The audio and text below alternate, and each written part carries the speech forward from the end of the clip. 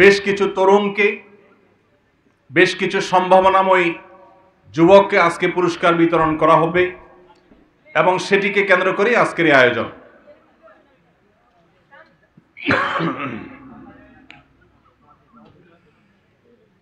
চল্লিশ দিন টানা তাকবীরে উলার সাথে নামাজের শুরু থেকে শেষ পর্যন্ত শামিল হতে পারা, এটা অনেক বড় একটা সৌভাগ্যের ব্যাপার।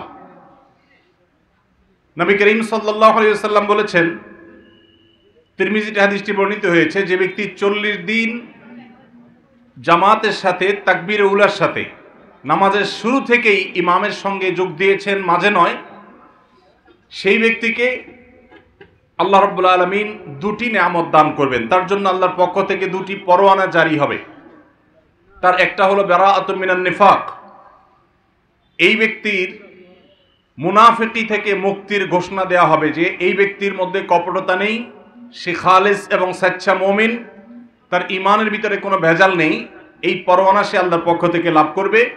আর আরেকটি পরোয়ানা আল্লাহর পক্ষ থেকে লাভ করবে, তা হলো বারাআতুম মিনান নার, অর্থাৎ জাহান্নাম থেকে মুক্তির পরোয়ানা।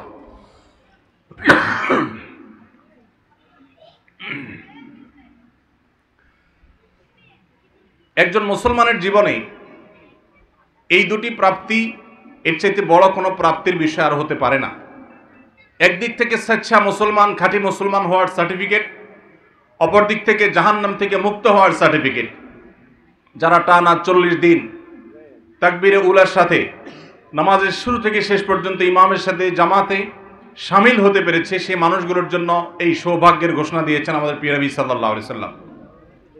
সম্মানিত উপস্থিতি, আজকে সেরকম সৌভাগ্যবান কিছু তরুণের হাতে, কিছু যুবকের হাতে আমরা পুরস্কার তুলে দেব সন্দেহাতীতভাবে। এটি ব্যতিক্রম একটি দৃষ্টান্ত, অসাধারণ এবং অনুসরণীয় একটি উদ্যোগ। আমি অনুষ্ঠানের শুরুতেই যে সমস্ত ব্যক্তিবর্গ এর পেছনে নেপথ্যের নায়কের ভূমিকা পালন করেছেন, যাদের শ্রম, মেধা, অর্থ এখানে ব্যয় হয়েছে, আল্লাহ রাব্বুল আলামিন তাদের সবাইকে এর জন্য সর্বোত্তম বিনিময় দান করুন। যে যুবক টানা 40 দিন জামাতের সাথে নামাজ পড়তে পারবে, সেই যুবক যে একজন পরিশ্রমী, তার মধ্যে যে নিয়মানুবর্তিতা রয়েছে, তার মধ্যে যে কোনো কাজে লেগে থাকার মানসিকতা রয়েছে, তার যে সময় জ্ঞান রয়েছে, তার যে আরো অনেক কোয়ালিটি রয়েছে, এই 40 দিন জামাতের সাথে তাকবীরে উলার সাথে নামাজে শামিল হওয়ার মধ্য দিয়ে সেটি সে প্রমাণ করতে পারে। সম্মানিত উপস্থিতি, একজন অলস, একজন অকর্মণ্য মানুষ তার দ্বারা 40 দিন টানা 5 ওয়াক্ত নামাজে প্রত্যেক ওয়াক্তই সময় মতো হাজির হয়ে তাকবীরে উলার সাথে জামাতে নামাজ পড়া সম্ভব নয়। আমরা অনেকেই হয়তো জানি, আমাদের প্রাণের নবী, প্রিয় নবী সাল্লাল্লাহু আলাইহি ওয়াসাল্লাম আল্লাহর কাছে যে সমস্ত বিষয় থেকে পানাহ চেয়েছেন, আশ্রয় চেয়েছেন, যেসব বিষয় থেকে তিনি মুক্তি চেয়েছেন, তার মধ্যে থেকে একটি হলো অলসতা। তিনি দোয়া করতেন, আল্লাহুম্মা ইন্নী আউযু বিকা মিনাল আজজি ওয়াল কাসাল, আল্লাহ আপনার কাছে আমি অক্ষমতা থেকে, অলসতা থেকে পানাহ চাই। সম্মানিত যুবক এবং তরুণ বন্ধুরা আমার, আমাদের সমাজে অনেককে দেখবেন তারা অলস, তারা অকর্মণ্য, তারা বাবার হোটেলে খান, তারা কোনো পরিশ্রম করতে রাজি নন। বিশেষ করে আমাদের এই অঞ্চলে, এই বৃহত্তর নোয়াখালী অঞ্চলে অনেকেরই ভাই, বাবা বিদেশে আছেন, প্রবাসে আছেন, সেখান থেকে টাকা পাঠাচ্ছেন, আর দেশে যে আছেন সে টোটো করে ঘুরে বেড়াচ্ছেন, আড্ডাবাজি করছেন, চায়ের দোকানে, বিভিন্ন বাজারে বাজারে ঘুরছেন এবং ক্লাবে ক্লাবে ঘুরছেন এবং সময় নষ্ট করছেন। আমরা সেই ধর্মের অনুসারী, যেই ধর্মে অলসতার কোনো সুযোগ নেই। 40 দিন টানা তাকবীরে উলার সাথে নামাজ পড়তে পারা, এটা তো রীতিমতো আমাদের সেনাবাহিনীর সদস্যরা যেরকম ট্রেনিং নিয়ে থাকে, সেরকম ট্রেনিংগুলোর মতো অত্যন্ত কষ্টসাধ্য একটা ট্রেনিংয়ের মতো।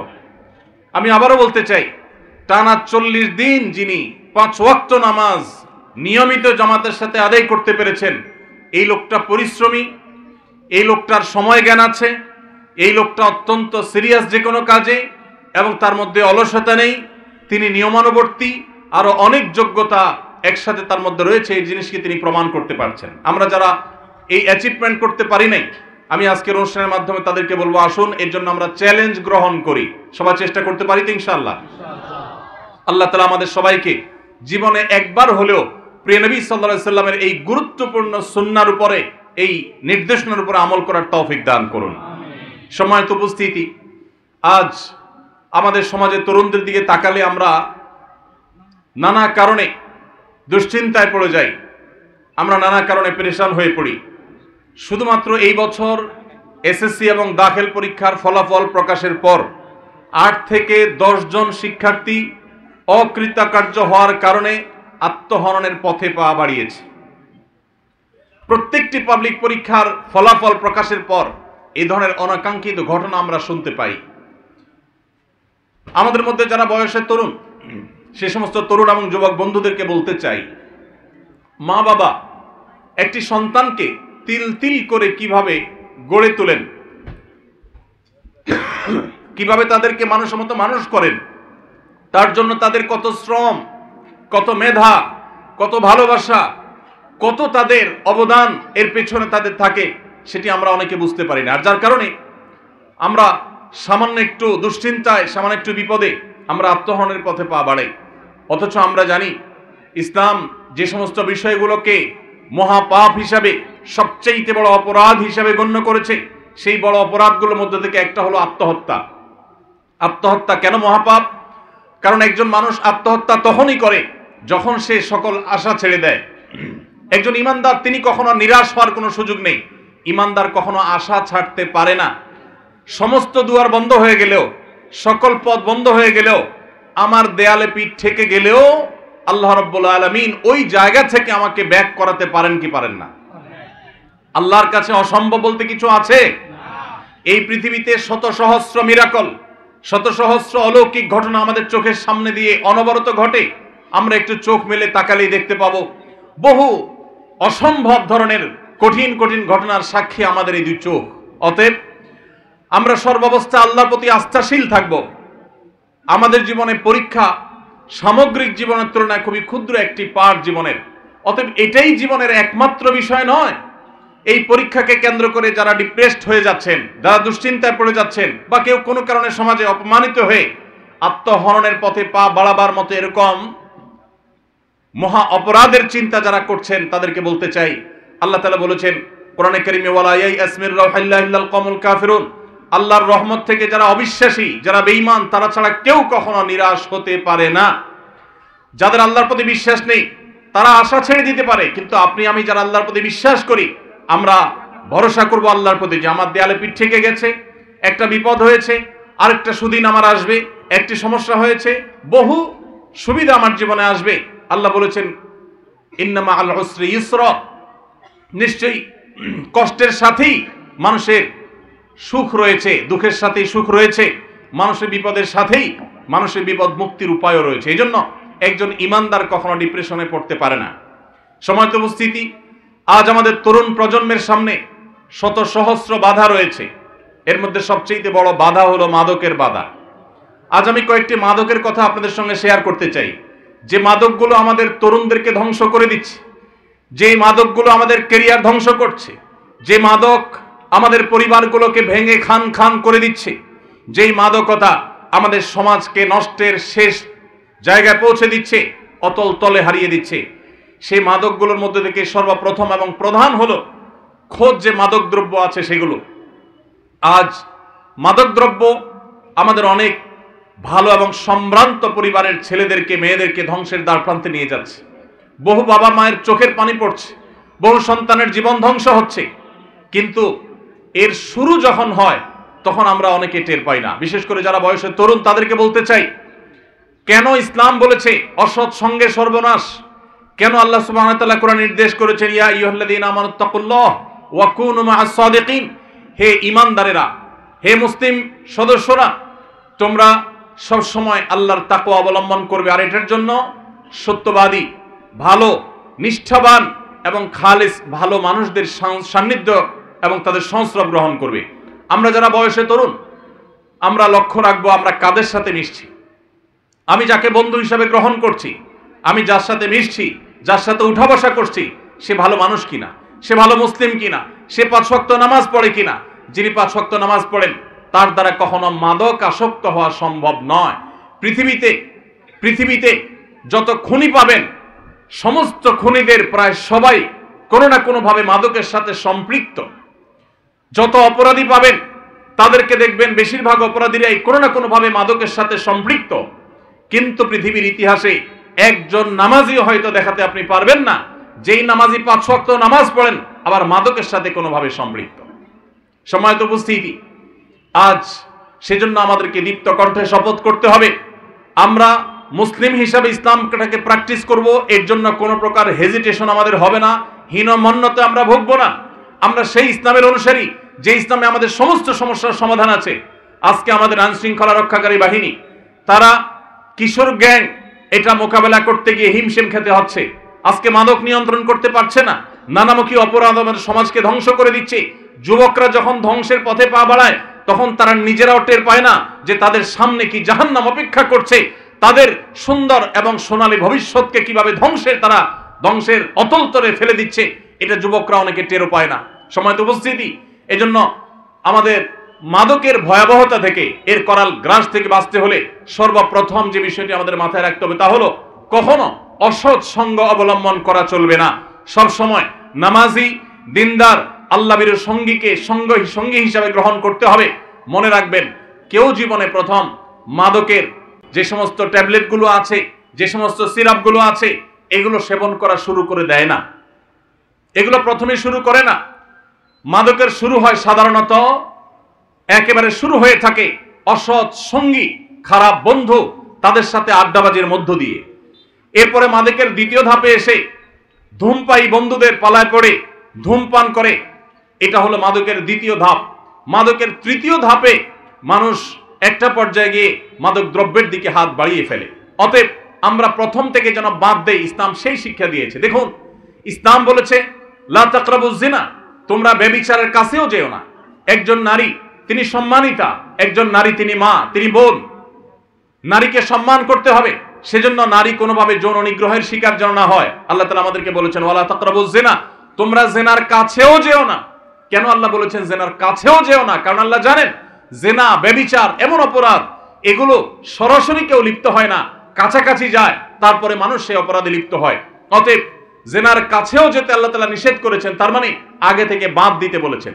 আপনি কোনো অপরাধ এর দিকে পা বাড়াতে পারেন, কোনো অপরাধের দিকে আপনি ধাবিত হতে পারেন, তার পথগুলো আগে থেকে রুদ্ধ করা এবং বন্ধ করার নির্দেশ কিন্তু ইসলাম দিয়েছে। সম্মানিত উপস্থিতি, এজন্য সমস্ত অপরাধ এগুলো আগে থেকে বন্ধ করার, আগে থেকে সেগুলোর দ্বারগুলোকে বন্ধ করার নির্দেশনা ইসলাম দিয়েছে। আপনি দেখবেন আজ এই ভোগবাদী সমাজে একদিকে বিজ্ঞাপনী বিলবোর্ডে, একদিকে সংবাদের মাধ্যম নামে, একদিকে বিনোদনের নামে, শিক্ষার নামে, নানা নামে আমাদের যুবকদেরকে ব্যভিচারের পথে প্ররোচিত করা হচ্ছে, তাদেরকে উদ্বুদ্ধ করা হচ্ছে, তাদেরকে নানাভাবে উস্কে দেওয়া হচ্ছে, তাদের চরিত্রকে তারা ঠিক যেন রাখতে না পারে সেভাবে নানাভাবে আজ সংস্কৃতির নামে, বিনোদনের নামে, নাটকের নামে, সিনেমার নামে, বিজ্ঞাপনের নামে, প্রচারের নামে, নিউজের নামে, নানা নামে আজ সেখানে নারীকে উপস্থাপন করা হচ্ছে, যার কারণে যুবকরা বিপদগামী হয়ে যাচ্ছে, ধ্বংসের অতল তলে হারিয়ে যাচ্ছে। আর এই জন্য সমস্ত অপরাধের ব্যাপারে ইসলামের মূল নীতি হলো যে আগে থেকে বাদ দেওয়া। যে অপরাধে আমি পতিত হতে পারি, আগে থেকে সাবধান থাকা।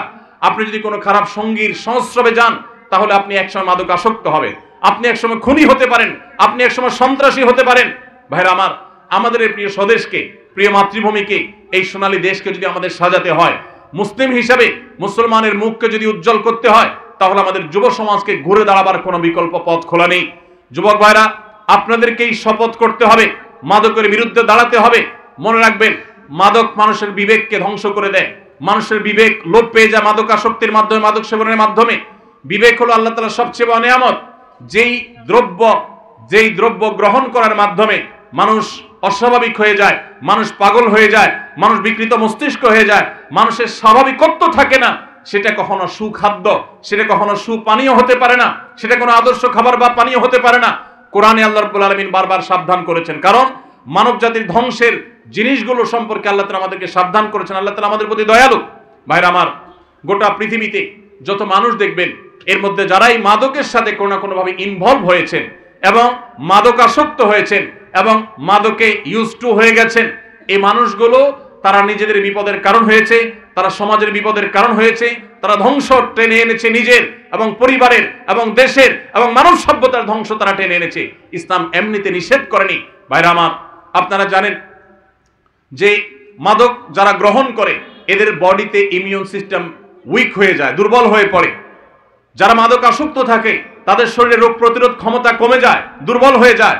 আমি শুধু একটা ছোট এক্সাম্পল আপনাদেরকে দিতে চাই। এই যে কোভিড-19 হলো, আপনারা দেখেছেন আমেরিকার মতো দেশ, ইটালির মতো দেশ, উন্নত বিভিন্ন দেশগুলো তারা রীতিমতো এই কোভিড-19 এর আঘাতে পর্যুদস্ত হয়ে পড়েছে, তাদের সিস্টেম মুখ থুবড়ে পড়েছে। আমাদের পার্শ্ববর্তী দেশ ভারতের দিল্লিতে লাশ সৎকার করার সিস্টেম ভেঙে পড়েছিল, লাশের স্তূপ হয়ে যাচ্ছিল, লাশ সৎকার করার মতো ব্যবস্থা হচ্ছিল না, সেটা নিয়ন্ত্রণ করা যাচ্ছিল না, এত বেশি মানুষ মারা গেছে। আপনারা অবাক ভরে লক্ষ্য করেছেন তুলনামূলকভাবে মুসলিম দেশগুলো কোভিড-19 এর এই আঘাত থেকে তুলনামূলকভাবে অনেক কম ক্ষতিগ্রস্ত হয়েছে। এবং স্পেশালি আমি যদি বলতে চাই, আমাদের প্রিয় মাতৃভূমি, আমাদের প্রিয় স্বদেশ বাংলাদেশ, এখানে কোভিড-19 কিন্তু উল্লেখযোগ্য তেমন কোনো ক্ষতি হয়নি। আমরা দেখেছি যে ইউরোপিয়ানদের কাছে, আমেরিকানদের কাছে অনেক ভালো মাস্ক ছিল, তাদের কাছে 3 লেয়ারের মাস্ক ছিল, অনেক স্বাস্থ্যসম্মত, এবং তাদের অনেক ভালো ভালো মাস্কের পাশাপাশি আপনার স্যানিটাইজার ছিল, তাদের হসপিটাল, তাদের চিকিৎসা ব্যবস্থা সবকিছু উন্নত ছিল। আমাদের এই গরিব দেশ ভালো মাস্কও ছিল না, ভালো আমাদের আপনার স্যানিটাইজারও ছিল না, আমাদের হসপিটাল, আমাদের অন্যান্য যে সমস্ত সাপোর্টগুলোর দরকার হয় সেগুলোর যথেষ্ট কম আছে জনসংখ্যার তুলনায়, আমরা সবাই জানি। এরপরও আমাদের দেশে তেমন কোনো সমস্যা হয়নি। এর অন্যতম প্রধান কারণ, আপনি যে 10টি কারণ বলেন, এই 10টি কারণের ভিতরে একটি কারণ, অন্যতম একটি কারণ অবশ্যই আমি এটা বলবো যে আমাদের এই দেশের মানুষ, বেশিরভাগ মানুষ তারা ধর্মে মুসলমান, এমনকি অন্য ধর্মাবলম্বীও যারা আছেন তারা এদেশের মানুষেরা সাধারণ মানুষ মাদকে আসক্ত থাকে না, তারা মাদক সেবন করে না। এর ফলে আল্লাহ তাআলা তাদের শরীরের মধ্যে ইমিউন সিস্টেমকে স্ট্রং করেছেন। আপনি মিডল ইস্ট লক্ষ্য করবেন, সৌদি আরব, আপনি আরব আমিরাত এবং যে সমস্ত মুসলিম দেশগুলো, বিশেষ করে যে সমস্ত দেশগুলোতে, সৌদি আরবের কথা স্পেশালি বলতে পারি, আরো যে সমস্ত মুসলিম দেশগুলোতে সাধারণ মানুষের মধ্যে মাদক সেবনের পরিমাণ কম বা এর হারটা কম, আপনি লক্ষ্য করে দেখবেন কোভিড-19 তারা সবচেয়ে কম সাফার করেছে, কারণ তাদের ইমিউনিটি স্ট্রং ছিল। আর যারা মাদক আসক্ত হয়েছে তাদের লাং আগে থেকে ধ্বংস হয়ে গেছে।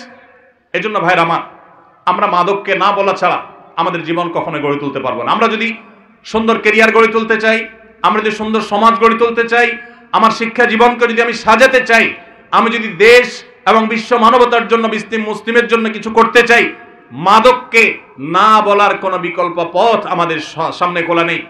ছাত্র জীবন থেকে, তরুণ বয়স থেকে মাদকের দিকে হাত বাড়িয়েছে আর মানুষের মতো মানুষ হতে পেরেছে এরকম একজন দৃষ্টান্ত আমরা দেখাতে পারবো না। এই জন্য আমরা মাদকের বিরুদ্ধে সবাই না বলবো তো ইনশাআল্লাহ। এই সমাজে যৌতুক ছিল ঘরে ঘরে, জনে জনে, প্রত্যেকটা পরিবারে যৌতুকের চর্চা ছিল। আজ আনন্দের সঙ্গে আমরা বলতে পারি যৌতুককে আমরা এই সমাজ থেকে ঝেঁটিয়ে বিদায় করেছি।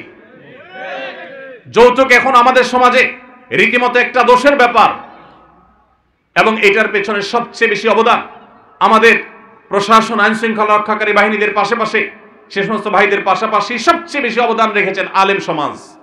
মসজিদের মিম্বর থেকে, ওয়াজ মাহফিলের মঞ্চ থেকে যৌতুকের বিরুদ্ধে তারা স্লোগান তুলেছেন। আজকে আমার সফর সঙ্গী গাড়ি চালক, তাকে আমি রসিকতা করে জিজ্ঞেস করলাম যে আম কাঁঠালের সিজন চলছে, তোমার শ্বশুরবাড়ি থেকে যৌতুক হিসাবে আম কাঁঠাল পাও নাই? তো সে আমাকে হেসে উঠে বলল, আমার মাকে পরিষ্কার করে বলে দিয়েছি যে কোন অবস্থাতে শ্বশুরবাড়ি থেকে যেন এই মৌসুমী ফল আমাদের বাসায় না আসে, কোন অবস্থাতে যেন না আসে, সেজন্য আসে নাই। আমি খুব আনন্দিত হয়েছি, আল্লাহর কাছে শুকরিয়া আদায় করেছি যে আমাদের সমাজের সর্বস্তরের মানুষ যৌতুক যে অপরাধ এই জিনিসটা তারা বুঝতে শিখেছে। ঠিক একইভাবে আমাদের যে সমস্ত তরুণ বন্ধুরা মাদকের দিকে চলে যায় তাদেরকে বাঁচাবার জন্য আমাদেরকে উদ্যোগ গ্রহণ করতে হবে। তবে এই ক্ষেত্রে আমি অবশ্যই বলতে চাই, এক্ষেত্রে আমাদের মূল ভূমিকা রাখতে হবে আইন শৃঙ্খলা রক্ষাকারীর ভাইদেরকে, আমাদের বিজিবি সহ বিভিন্ন বাহিনী যারা বর্ডার হয়ে আমাদের বিভিন্ন পার্শ্ববর্তী দেশ থেকে, সেটা বার্মা থেকে হোক আর ভারত থেকে হোক, যে সমস্ত মাদক দ্রব্য আসে, এই রাস্তাটাকে যদি একেবারে খুব স্ট্রংলি বন্ধ করে দেওয়া হয় তাহলে মাদকের এই করাল থাবা থেকে আমরা অনেকেই বেঁচে যাব। অনেক পরিবার হাহাকার থেকে বেঁচে যাবে। কত নারী আমাদের অফিসে আসেন, চোখের পানি ফেলেন, অনেক উচ্চপদস্থ কর্মকর্তা, অনেক প্রতিষ্ঠিত ব্যবসায়ী, সমাজের মান্যগণ্য ব্যক্তি শুধুমাত্র মাদকে আসক্ত হওয়ার পর তার সোনালী সংসার ভেঙে খান খান হয়ে গেছে, তার পরিবার ধ্বংস হয়ে গেছে, তার ব্যবসা শেষ হয়ে গেছে, তার ক্যারিয়ার শেষ হয়ে গেছে। আপনি আমেরিকাতে, ইউরোপে কয়েকদিন পরপরই শুনবেন যে তাদের বিদ্যালয়ে, পার্টি সেন্টারে, কোন শপিং মলে আততায়ীর গুলিতে অনেক মানুষ মারা গেছে, অনেক মানুষকে খুন করা হয়েছে। এরকম যতগুলো ঘটনা আপনি দেখবেন, সমস্ত ঘটনার পেছনে আপনি সন্দেহাতীতভাবে মাদকের যোগসূত্র খুঁজে পাবেন। এরা সবাই মাদকে আসক্ত হয়, তারপরে তারা এই ভয়াবহ কর্মকাণ্ড চালায়। এই জন্য এটাকে সমস্ত অপরাধের মূল এবং মা বলা হয়েছে ইসলামে। এজন্য মাদকের বিরুদ্ধে আমাদের যুদ্ধের ঘোষণা দিতে হবে। আমরা সবাই প্রস্তুত আছি তো ইনশাআল্লাহ? আল্লাহ আমাদের যাদেরকে নিরাপদ রেখেছে, বিশেষ করে আমি তরুণ বন্ধুদেরকে বলতে চাই, আপনাদেরকে শপথ করতে হবে যে আমি কোনো খারাপ বন্ধুর পাল্লায় পড়বো না, আমি কোনো খারাপ বন্ধুর সাথে চলবো না। আমার যে বন্ধু রাস্তায় দাঁড়িয়ে আরেকটি মেয়েকে টিজ করে, আমার যে বন্ধু রাস্তায় দাঁড়িয়ে আরেকটি মেয়েকে নিয়ে টিটকারি করে, রসিকতা করে, তার ব্যক্তিত্ব নষ্ট করে, ক্ষুণ্ণ করে, কোনোভাবে তাকে হ্যারাসমেন্ট করে, মুখে উত্তক্ত করে, সোশ্যাল মিডিয়াতে উত্তক্ত করে, ইনবক্সে উত্তক্ত করে, সে আমার কখনো বন্ধু হতে পারে না, সে আমার শত্রু। এই বন্ধুকে যদি আপনি বন্ধু হিসেবে গ্রহণ করেন, মনে রাখবেন কোরআনে কারিমে আল্লাহ তাআলা বলেছেন কিয়ামতের ময়দানে মানুষ হাত কামড়াবে, ইয়াউমা ইয়াউযুয যালিমু আলা ইয়াদাইহি, দুই হাত কামড়াবে মানুষ আফসোস এবং আক্ষেপে, এবং বলবে, মানুষ কেঁদে কেঁদে আফসোস করে দুই হাত কামড়াতে কামড়াতে বলবে যে লাইতানি ইত্তাখাযতু মা'আর রাসূলি সাবিলা, আক্ষেপ, যদি আমি রাসূলের কথা শুনতাম, আমি যদি রাসূলের পথ গ্রহণ করতাম, আমি যদি অমুক বন্ধুর বন্ধুতা, তার সঙ্গ, তার সংস্রব এটা যদি আমি গ্রহণ না করতাম, অবলম্বন না করতাম, তাহলে আমি আজ এই বিপদগামিতার পথে, এই ধ্বংসের পথে, এই জাহান্নামের পথে আমাকে আসতে হতো না। এজন্য ভাইরা আমার, সকল ধ্বংসের মূল হলো, শুরু হলো এই অসৎসঙ্গ থেকে। আপনার স্কুলে, আপনার কলেজে, সব জায়গায় রুচিবান বন্ধুদেরকে আপনি গ্রহণ করবেন। রুচিবান, যে সমস্ত বন্ধু অন্য মেয়েকে দেখে টিজ করে, তাদের ছবি দেখে বাজে কল্পনা জল্পনা করে, মন্তব্য করে, অশ্লীল উক্তি করে, সেটা বিভিন্নভাবে হোক, তাকে হ্যারাসমেন্ট করে হোক, তার অগোচরে হোক, যেভাবেই হোক না কেন, এই বন্ধু আপনাকে এড়িয়ে চলতে হবে। এই বন্ধুই আপনাকে মাদকের দিকে নিয়ে যাবে, আপনি টেরও পাবেন না। যারা মাদকে আসক্ত হয়, কেউ ইচ্ছাকৃত জেনে শুনে, এর পরিণাম জেনে ঠান্ডা মাথায় একজন মানুষ মাদকে আসক্ত হয় না। মাদকের পথে পা বাড়াবার শুরুতে যে ধ্বংসটা হয়ে যায়, এটা বুঝতে তার অনেক সময় লাগে, ততক্ষণে আর ফেরার সুযোগ থাকে না। এজন্য আমরা অসৎ সঙ্গী ত্যাগ করবো তো ইনশাআল্লাহ। কোন বেনামাজি আমার বন্ধু হতে পারে না, কোন মেয়েদের টিজকারী উত্ত্যক্তকারী আমার বন্ধু হতে, এরকম বন্ধু দেখলে ওইরকম বন্ধু থেকে আমি বেরিয়ে আসব, আমি সৎসঙ্গ অবলম্বন করব। তাহলে দেখবেন আপনার সামনে সোনালী ভবিষ্যৎ অপেক্ষা করবে, আপনি সুন্দর জীবন গড়তে পারবেন। ভাইরা আমার, মাদকের মতো এরকম বিষয় যেটা নিয়ে আমাদের ঘন্টায় ঘন্টায় কথা বলা দরকার, কিন্তু আমাদের হাতে সময় নেই। মাদকের পাশাপাশি আরেকটি মাদকতার কথা বলতে চাই। আমি কয়েকটি মাদকের কথা বলতে পারি, যে কয়েকটি মাদক আমাদের যুব সমাজকে ধ্বংস করে দিচ্ছে। এর মধ্যে একটা হলো মাদক দ্রব্য, যেটা বিভিন্নভাবে আমাদের শরীরে অনেকে গ্রহণ করে থাকেন। আর দ্বিতীয় মাদক হলো মোবাইলের মাদক, স্মার্টফোনের মাদক। আমাদের তরুণদেরকে ধ্বংস করছে এই মাদক। আমি প্রায় বলার চেষ্টা করি, দেখুন, দুনিয়াতে এই মোবাইলের ভার বহন করা যত সহজ, কিয়ামতের ময়দানে এর দায়ভার বহন করা এত সহজ হবে না। এই মোবাইল থেকে আপনি যত অপকর্ম করতে পারেন, আজকের পৃথিবীতে অন্য কোনো ডিভাইস থেকে এত বেশি অপকর্ম করা সম্ভব নয়। মোবাইল যদি কারোর নিয়ন্ত্রণহীন ব্যবহার করেন, কারোর যদি মোবাইল ব্যবহারে ন্যূনতম মাত্রা জ্ঞান না থাকে, মনে রাখবেন এর দ্বারা জীবনে কোনো কিছুই সম্ভব নয়। ভাইরা আমার, আমরা বিশেষ করে সোশ্যাল মিডিয়াতে অনেক বেশি আসক্ত। আমি আমার কথা আপনাদেরকে শেয়ার করতে চাই। আমার এই সেটে ফেসবুক বা ইউটিউবের কোনো অ্যাপ নেই। আপনারা জানেন আমার একটা ভেরিফাইড ফেসবুক পেজ আছে, আমার ভেরিফাইড ইউটিউব চ্যানেল আছে, আমার ফাউন্ডেশনের কার্যক্রম সোশ্যাল মিডিয়ার মাধ্যমে আমি পরিচালনা করতে হয়, কিন্তু মোবাইলে আমি সেগুলো করি না। কেন? কারণ মোবাইলে যদি সোশ্যাল মিডিয়ার অ্যাপগুলো থাকে, তখন প্রয়োজনে অপ্রয়োজনে ব্যবহার করা হয়, সময়ের অপচয় হয়।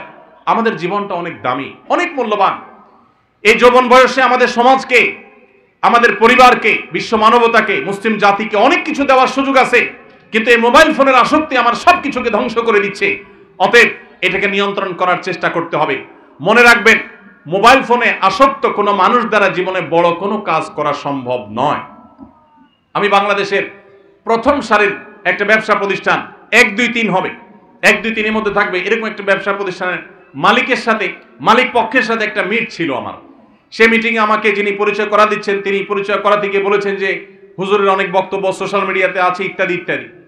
তখন ওই ভদ্রলোক তিনি বললেন যে সরি, আমি ওনাকে চিনতে পারি নাই। তো আমাকে যখন উনি চিনে নাই, স্বাভাবিকভাবে আমার কাছে একটু খারাপ লাগায় কাজ করছে। লোকটা আমাকে চিনলো না, প্রথম সারির ব্যবসায়ী, আর আমাকে চিনলো না, তার মানে তার সোশ্যাল মিডিয়াতে কোনো বিচরণ নাই। তখন উনি সাথে সাথেই নিশ্চিত করলেন যে ভাই, সত্যি বলতে আমার ফেসবুক বা ইউটিউবে কখনো ঢোকার সুযোগ হয় না, এবং এই অ্যাপগুলোই মোবাইলে নাই। তার এই কথা শোনার পর আমার আবার ওই যেটুকু কষ্ট হয়েছে সেটুকু ভালো লাগায় পরিণত হয়ে গেছে এবং রূপান্তর হয়ে গেছে। কোন প্রতিষ্ঠিত মানুষ যার দ্বারা বড় কিছু করা সম্ভব হয়েছে, মোবাইলে আসক্ত ছিল সে, এটা কোনোদিনই সম্ভব নয়। যারা মোবাইলে সারাদিন ঘন্টাকে ঘন্টা স্ক্রল করতে থাকেন এইভাবে, অনুবীক্ষণ যন্ত্র দিয়ে যদি দেখা হয় তাহলে আমাদের আঙ্গুলের এই জায়গাটা দেখা যাবে ক্ষয় হয়ে গেছে। কারণ এই মোবাইল স্ক্রিনে এই পরিমাণ ঘষা হয়, ঘষতে ঘষতে ঘষতে ঘষতে আপনি লক্ষ্য করবেন ফেসবুক বা ইউটিউবে আপনি যখন এগুলো টানতে থাকেন, এটার কোনো এন্ডিং নাই, শেষে এসে ঘুরতে থাকে, মানে লোড হচ্ছে, আপনি অপেক্ষা করেন। কোনো এন্ডিং আছে? এন্ডিং নেই। তার মানে কি? এটা মানুষের জীবনের জন্য ধ্বংসাত্মক, অর্থাৎ এই নেশা আসক্তি। আপনি সোশ্যাল মিডিয়া ব্যবহার করেন, মোবাইলকে আপনি ব্যবহার করেন, মোবাইল যদি আপনাকে ব্যবহার করে তাহলে আপনার ধ্বংস নিশ্চিত। অতএব কোনোভাবেই আপনি মোবাইলের আসক্তি থেকে বের হতে না পারলে আপনার জীবনে ভালো কিছু করা সম্ভব হবে না। সবাই মোবাইলের আসক্তি থেকে বের হয়ে আসবে তো ইনশাআল্লাহ। এই জন্য প্রথমত যারা ছাত্র মানুষ তারা সাধারণত বাটন ফোন খুব বেশি দরকার হলে ব্যবহার করে। আমি প্রায় সময় বিভিন্ন জায়গায় শেয়ার করার চেষ্টা করি। আমার 17 বছরের ছেলে আলহামদুলিল্লাহ এসএসসি পরীক্ষা দিয়েছে, হাফেজ হয়েছে, মাদ্রাসা পড়ছে। আমার এই ছেলে, তার কোনো ফোন নাই, কোচিংয়ে যায়, পড়তে যায়, তার কোনো ফোনের প্রয়োজন হয় না। অতি সম্প্রতি একটা বাটন ফোন তাকে দেওয়া হয়েছে সীমিত সময়ের জন্য, এবং এটাতে সে হ্যাপি। এমন না যে তার মনে কষ্ট আছে, সে নিজেই চায় না তার কোনো ফোন থাকুক, কারণ এই ফোন আমাদের সোনালী জীবনকে ধ্বংস করে দিবে। ভাইরা, আমাদের এই শক্ত সিদ্ধান্ত গ্রহণ করতে হবে, বাটন ফোনে চলে আসতে হবে। আপনি যদি 6 মাস বাটন ফোনে চলে আসতে পারেন, দেখবেন ওই আসক্তি থেকে বাঁচা আপনার জন্য সহজ হয়েছে। এবং যদি সম্ভব হয় আপনি মোবাইলটা হয় বিক্রি করে ফেলেন, না হয় জমা দেন, কিছুদিনের জন্য কষ্ট হবে, এরপর দেখবেন আপনি অত্যন্ত সুন্দর একটা জীবন যাপন করছেন। সবাই চেষ্টা করতে পারি তো ইনশাআল্লাহ। আল্লাহ তাআলা আমাদেরকে মোবাইলের মাদকতা থেকে বেঁচে থাকার তৌফিক দান করুন, সোশ্যাল মিডিয়ার মাদকতা থেকে বেঁচে থাকার তৌফিক দান করুন। ভাইরা আমার, তৃতীয় মাদকতা হলো আমাদের যৌবনের যে উচ্ছলতা। এই উচ্ছলতার ফলে অনেকে আমরা মেয়েদের প্রতি আসক্ত হয়ে তাদের সাথে অবৈধ সম্পর্কে লিপ্ত হয়ে যাই। বিশেষ করে পশ্চিমা সভ্যতার যে থাবা, এই থাবা মিডিয়ার মাধ্যমে, নাটকের মাধ্যমে, সিনেমার মাধ্যমে, নানা মাধ্যমে আমাদের সমাজে ছেয়ে গেছে, যার কারণে আমাদের তরুণদের চরিত্র ধ্বংসের দ্বারপ্রান্তে চলে গেছে। আমি আপনাদেরকে আজ উদাত্ত আহ্বান করতে চাই, আপনার এই চরিত্রকে আপনি হেফাজত করুন। আমাদের প্রিয় নবী সাল্লাল্লাহু আলাইহি সাল্লাম বলেছেন, যে ব্যক্তি তার দুটি অঙ্গকে হেফাজত করার, এটাকে অপাত্রে ব্যবহার না করার ব্যাপারে সংকল্প করবে আর এই দুটি অঙ্গের দায়িত্ব নিবে, নবী সাল্লাল্লাহু আলাইহি সাল্লাম বলেছেন আমি তার জান্নাতের দায়িত্ব নিলাম। তার একটি হলো ঠোঁট, মুখ। এই মুখ দিয়ে সে কখনো মাদক গ্রহণ করবে না, মুখ দিয়ে মিথ্যা বলবে না, মুখ দিয়ে গালমন্দ করবে না, মুখ দিয়ে মন্দ কথা বলবে না, গায়ের জোর খাটাবে না, মাস্তানি খাটাবে না, গুন্ডামি করবে না, অপরাধ করবে না, বেয়াদবি করবে না, এই মুখ দিয়ে কোনো অন্যায় করবে না। এবং সে তার লজ্জাস্থানকে যদি কন্ট্রোল করতে পারে, তার ইজ্জতকে, সম্ভ্রমকে যদি সে নিয়ন্ত্রণ করতে পারে, বৈধ বিবাহের আগ পর্যন্ত সে হারাম কোন রিলেশন, অবৈধ প্রেম, অবৈধ ভালোবাসার পথে যদি সে না পা বাড়ায়, এই ব্যক্তিকে নবী করিম সাল্লাল্লাহু আলাইহি সাল্লাম জান্নাতের গ্যারান্টি নেওয়ার কথা বলেছেন। অতএব এই মাদকতা থেকেও আমাদেরকে মুক্ত হতে হবে। এটি ছাড়া আমরা কখনো আদর্শ মুসলমান হতে পারবো না। আল্লাহ তাআলা আমাদের সবাইকে সব ধরনের মাদকতা থেকে, সব ধরনের ভয়াবহ থাবা থেকে, সব ধরনের এডিকশন থেকে, সব ধরনের আসক্তি থেকে আমাদের যুব সমাজকে বেঁচে থাকার তৌফিক দান করুন। আমরা সবাই মাদক থেকে দূরে থাকার চেষ্টা করবো তো ইনশাআল্লাহ। মনে রাখবেন, 5 ওয়াক্ত নামাজে যদি আপনি অভ্যস্ত হন, সৎ সঙ্গী যদি আপনি অবলম্বন করেন, মোবাইল ফোনের নেশা থেকে যদি আপনি বেঁচে থাকতে পারেন, তাহলে এই 3টি কাজ আপনার ক্যারিয়ারকে সুন্দর করবে, আপনার পারিবারিক বন্ধনকে মজবুত করবে, আপনার ভবিষ্যৎকে উজ্জ্বল করবে এবং আপনাকে ভালো মানুষ হতে সাহায্য করবে। আপনি আদর্শ যুবক হতে পারবেন, আপনি সফল মানুষ হতে পারবেন। মনে রাখবেন, আমার ডানে বামে যারা বসে আছেন তারা অনেকেই আপন আপন জায়গায় তাদের ক্যারিয়ারে তারা সফল মানুষ। আপনি লক্ষ্য করে দেখবেন, তাদের সাথে কথা বলে দেখেন, ছাত্র জীবনে তারা কেউ, তখন তো স্মার্টফোন আবিষ্কার হয়নি বা স্মার্টফোনের ব্যবহার ছিল না সেভাবে, তারা কেউ কিন্তু এ জাতীয় কোনো বিষয়ে আসক্ত ছিলেন না। ছাত্র জীবনে যারা এই সমস্ত বিষয়ে, আমি যে কয়েকটা মাদকের কথা বললাম, এই সমস্ত মাদকতায় যারা আসক্ত থাকেন, এদের দ্বারা জীবনে কোনো কিছুই করা সম্ভব হয় না। তাদের দুনিয়া ধ্বংস, আখিরাতও ধ্বংস। একটা সময় আফসোস করে তখন আর ব্যাক করার, পেছনে আসার কোনো সুযোগ থাকে না। আপনি যত সফল মানুষ দেখবেন তারা পড়াশোনা করেছেন, ছাত্র জীবনে মনোযোগ দিয়ে সামাজিক কাজ করেছেন। আপনারা যুবক, এটি একটা যুব কল্যাণ সংঘ, রেজ্জাকপুর মানব কল্যাণ যুব সংঘ, আপনাদেরকে আমি বলতে চাই মানুষের কল্যাণে কাজ করেন। আপনারা দেখেন আজকে আমাদের আসুন্নাহ ফাউন্ডেশন থেকে আমরা কোটি কোটি টাকা চ্যারিটি করছি সারা দেশে, সারা দেশের প্রান্তে প্রান্তরে। আপনারা অনেকে হয়তো জানেন না, আমি ছাত্র জীবন থেকে, আমি খুব ছোট থাকতে আমি মানব সমাজমূলক নানামুখী কাজ করার চেষ্টা করতাম। আমি মাত্র পড়াশোনা শেষ করেছি এবং একটা মসজিদের দায়িত্ব নিয়েছি মিরপুরে। তখন বাগেরহাটে সিডর হয়েছে, সিডরের আঘাতে লন্ডভন্ড হয়ে গেছে বাগেরহাট খুলনার ওই অঞ্চলটা। এক ট্রাক কাপড় চোপড়, পুরাতন কাপড় চোপড় ঢাকার মিরপুর এলাকার মানুষের ঘরে ঘরে গিয়ে তাদের কাছ থেকে কালেকশন করে 1,16,000 টাকা একটা বান্ডেল নিয়ে মসজিদ কমিটির দায়িত্বশীলদেরকে সাথে নিয়ে আমি সশরীরে সিডর এলাকায় গিয়েছি। সেখানে একাধিক মসজিদ নির্মাণ করেছি ভিন্ন উদ্যোগে। আর এই টাকাগুলো আমরা এবং এই কাপড় চোপড়গুলো সেখানে বিতরণ করেছি, খাদ্য বিতরণ করার চেষ্টা করেছি। ভাইরা আমার, আপনারা যারা বয়সে তরুণ, আপনাদেরকে আমি বলবো, আপনার রাস্তাঘাট কালভার্ট যদি ভেঙে যায়, স্ব উদ্যোগে স্বেচ্ছাসেবা দিয়ে, নিজের শ্রম দিয়ে সেটাকে ঠিক করার জন্য, মেরামত করার জন্য আপনারা উদ্যোগ নেন। আপনারা গরিব মানুষ, সবাই মানুষ কারা আছে তাদের অভাব দূর করবার জন্য উদ্যোগ নেন। এই যে কোরবানির ঈদ আসছে, কারা গরিব মানুষ তাদের বাসায় কোরবানি হচ্ছে না, তাদের বাসায় কোরবানি গোশত পৌঁছে দেওয়ার জন্য উদ্যোগ গ্রহণ করেন। আপনারা যখন এরকম সমাজমুখী উদ্যোগ গ্রহণ করবেন, মাদক এবং এ জাতীয় যে সমস্ত অভিশাপ আমাদের সমাজকে চোখ রাঙাচ্ছে, কিশোর গ্যাংয়ের যেই অপরাধ চক্র আমাদেরকে চোখ রাঙাচ্ছে, ইনশাআল্লাহ এই অপরাধ ধুয়ে মুছে আমাদের সমাজ থেকে পরিষ্কার হয়ে যাবে। অতএব আপনারা সবাই এই মানবিক এবং সামাজিক কাজগুলো করতে প্রস্তুত আছেন তো ইনশাআল্লাহ? আল্লাহ তাআলা আমাদের সবাইকে মাদককে না বলে কোরআনের পথে, সুন্নাহর পথে, ইসলামের পথে আসার তৌফিক দান করুন। 5 ওয়াক্ত নামাজ সবাই জামাতের সাথে পড়বেন তো ইনশাআল্লাহ? সকল প্রকার খারাপ বন্ধু আজকেই আপনার লিস্ট থেকে ডিলিট করে দিবেন, ঠিক আছে তো ইনশাআল্লাহ? এবং তাতে যত কষ্ট হয় হোক, এক সময় দেখবেন আপনি এটার জন্য অনেক বেশি আনন্দিত হবেন। আল্লাহ তাআলা আমাদের সবাইকে আমলের তৌফিক দান করুন। আমি অত্যন্ত আনন্দিত আজকের এই ব্যতিক্রমী প্রোগ্রামে আয়োজন, এখানে অংশগ্রহণ করতে পেরে।